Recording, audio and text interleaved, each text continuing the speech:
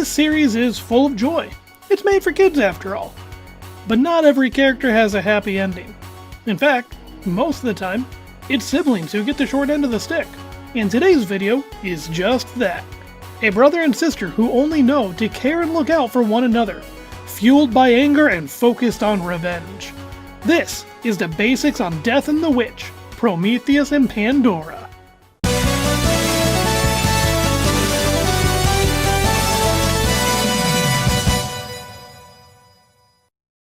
The night skies were set ablaze as countless lights illuminated and fell from the starry sky. The threat from above, Ragnarok, had been destroyed by the legendary Reploid Zero. As its remains rained down onto Earth, one man came across the debris and made a miraculous discovery.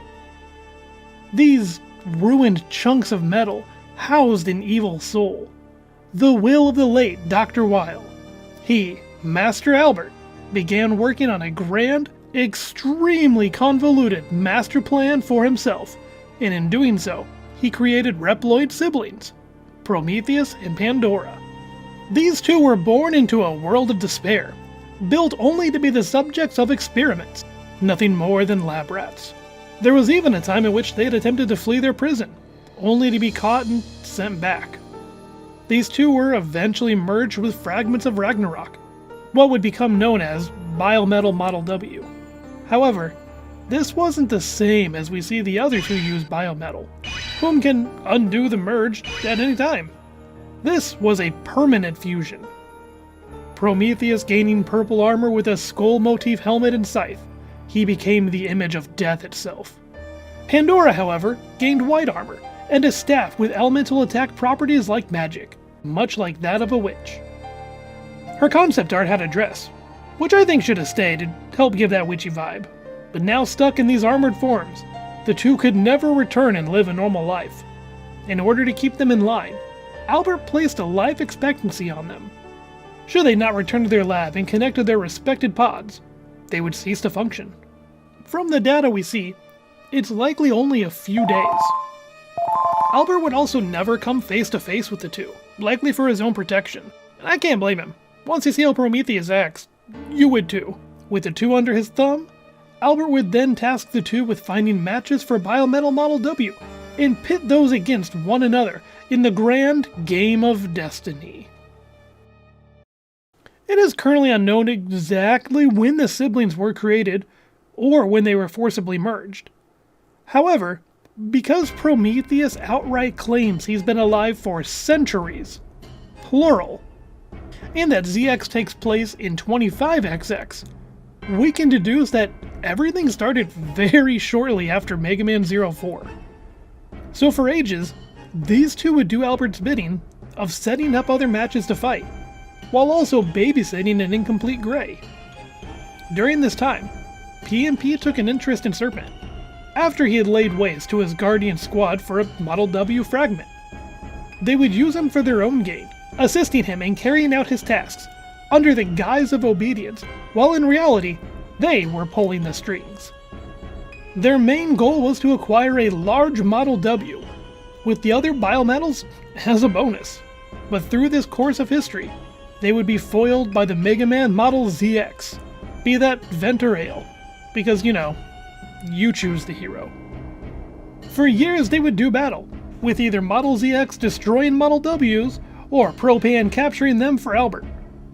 During one of these battles, the duo would use Model W as bait to lure out their foe, and use that time to strike the Guardian lab, stealing the remaining 4 special biometals not made by Albert, to pass off onto a new set of matches. The next grand adventure would begin, when a group of raiders would uncover Albert's special biometal, Model A. Knowing how big of a deal Model A was, Prometheus set out to capture it, while Pandora stayed at the lab.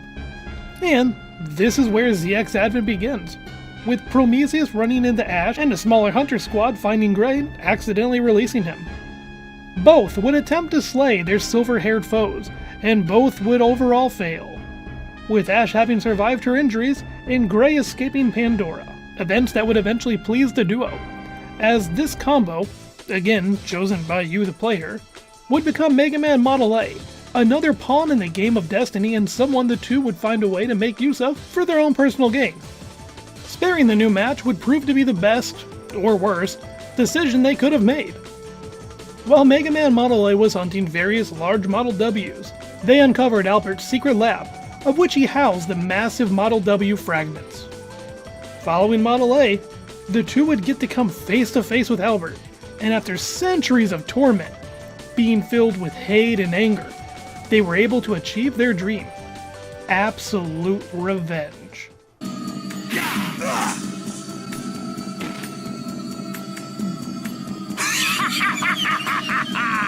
To be defeated by the very first Mega Man you ever made! How fitting for the scum that you are! Albert, their creator and abuser, is cut down by the Grim Reaper himself, and with him gone, the two prove just how big of haters they are by aiming to crush everything Albert concocted. We're still here, the garbage left behind by that scum. We can't get our old bodies back. We can't change our destiny. So we'll hasten the destiny of destruction. We will destroy all that Albert made. That is our revenge. However, their victory is short-lived, as what they destroyed was merely a decoy. And in their final moments, the stockpile of Model Ws feeds off their strong brew of hate, causing them to collapse and the building to shortly then crumble, which is underwater. Not an easy situation to escape from. They're never heard from again, and given that they have only a few days to live before their systems shut down, their fate is up in the air but assumed deceased. The two most definitely left an impression on the fanbase, and even those at Capcom had a deep liking to them. A special ZX soundtrack was made featuring them on the cover, and included drama tracks to help flesh out their backstories. But now that we know their story, let's take a look at actually them. Prometheus is the more vocal of the two, taking the initiative to act and to shout. He's incredibly arrogant, looking down on just about everyone, even those he finds some use in for the game of destiny. He's constantly calling others trash while cursing at them. The anger in his heart fuels him, and it's on full display with just how brash and boisterous he is. To say he's rude would be an understatement. There's a sadistic side to him, as he enjoys battles and chopping down others, of which he does without really any hesitation. Armed with a big energy scythe, Prometheus wields it with amazing precision, able to slash out shockwaves or use it to protect himself, staying true to his namesake. Much like the Greek story of Prometheus stealing fire, our Mega Man here can harness the power of flames, and he sports a new look when doing so, giving it a cool orange armor. I like orange. He can also attack with his cape, hair thingy, by piercing it into the ground and having it strike from below. Lastly, our guy can summon up some energy skulls to do his bidding. Pandora is much more robotic. She talks seldomly, and in few words at that. She speaks with little to no emotion, making it truly hard to tell who she is as a person. While her brother lets out his anger and wears it on his sleeve, Pandora channels that anger inward and shuts down everything, as if she views herself as not worthy to exist. She expresses how she cannot change her fate, and there is no point in trying to fight against it, not even speaking out to being called trash when Prometheus lumps them together in such a phrase. She seeks nothing more than to end the suffering of her and her brother. Though, interestingly enough, she is more talkative towards Gray than anyone else, be it because he's another creation of Albert's and she views him as a relative, or because she's mildly interested in him, which the backend for that is a little weird. It's a blog spot that seems mostly for comedic memes, but in it she calls Gray cute and wants him as a pet. I don't know, take it for what you will. While Pandora is quiet, she's not without cruelty like her brother. Preferring to keep her distance in a fight, Pandora earns the reputation as the witch by attacking with ice and lightning and riding on her staff. The ends of her heads detach and attack as remote turrets, while her staff can send out lightning strikes and icicle minions. We all gotta agree though, this little ice guy's adorable. She also takes an elemental color with some of her attacks, getting a yellow hue with lightning and a blue one with ice. Together the two work well in battle, as they seamlessly fight on the same wavelength. It's helpful too when one focuses on range and the other for up close. Both are a threat on their own, but together, they're nigh unstoppable with perfect synergy. The two also act as a perfect foil to the protagonist. While the big theme in ZX is you choose your destiny, these two embrace nihilism.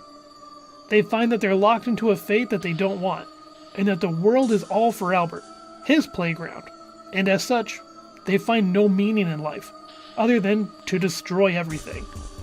Truly tragic characters. Now on to other media. The ZX manga was its own beast. While it followed the games close enough, it had a little fun with some of the characters like our subjects. Looking past the fact that the story goes at a neck-breaking pace, the siblings get to appear alongside Serpent and organize attacks against the Guardians. After their first few minions failed to defeat Vent, they organize an all-out attack, much like the mid-game event during ZX1. We get to see the slightly more tactical side of the two, as Prometheus sends out 2 combat Reploids for Vent, while using 2 big breachers to attack the Guardian's docked ship. Even during the attack, the two are able to get in, trash the place, and even hold some of the members hostage. They remain in the manga for its entirety, but not having a proper battle until the end. They fight alongside Serpent until he falls, and then lament on the fact that he wasn't strong enough for Model W. Their natures are very much the same here, though we get to see Pandora talk more. Prometheus, however, shows more of a chip on his shoulder towards Vent. You can see the disdain in his eyes as he gazes upon him. He's also incredibly observant, being aware of Vent while he's trying to sneak around in his ninja mode Model PX. They show up again at the tail end of the ZX Advent manga, which, for as goofy as that one was, it made these two come off as a real deal threat. The two set up 4 other Mega Man to arrive in a city and engage in an all-out brawl for the game of destiny to begin. Prometheus and Vent here waste no time going at each other. And the series ends with Ale and a Model O entering the fray, much to Prometheus' excitement. The weird thing is, though, Albert isn't a bad guy in the manga, and the two's goals seem to be finding someone to make use of Model W. So who knows what their backstory is like in this tale, or what their motivation is. I didn't like to give ZX love, but it did have Pandora in it as a playable character, and as a boss. She even got a Halloween version, going all orange and black, kind of like Candy. She reminds me of Candy Corn.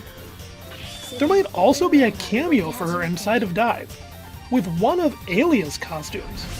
One of her swimsuit colors looks an awful lot like Pandora. Prometheus was also supposed to show up in the game.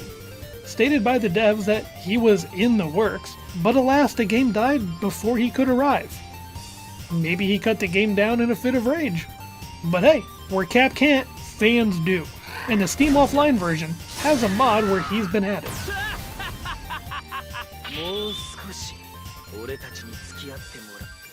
And that wraps up the Deadly Duo, the tragic characters that are trapped in a life of torment. Pretty sad stuff. So how about next time I take a look at a more joyful character? But until then, rock on, my dudes.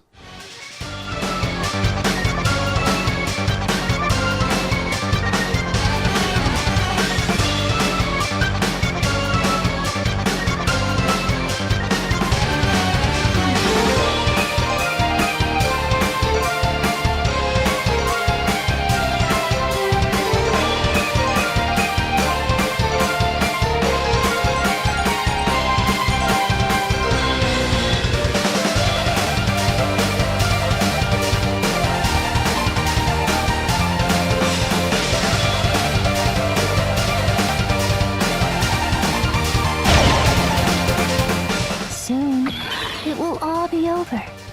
Everything. Meet your doom. Burn!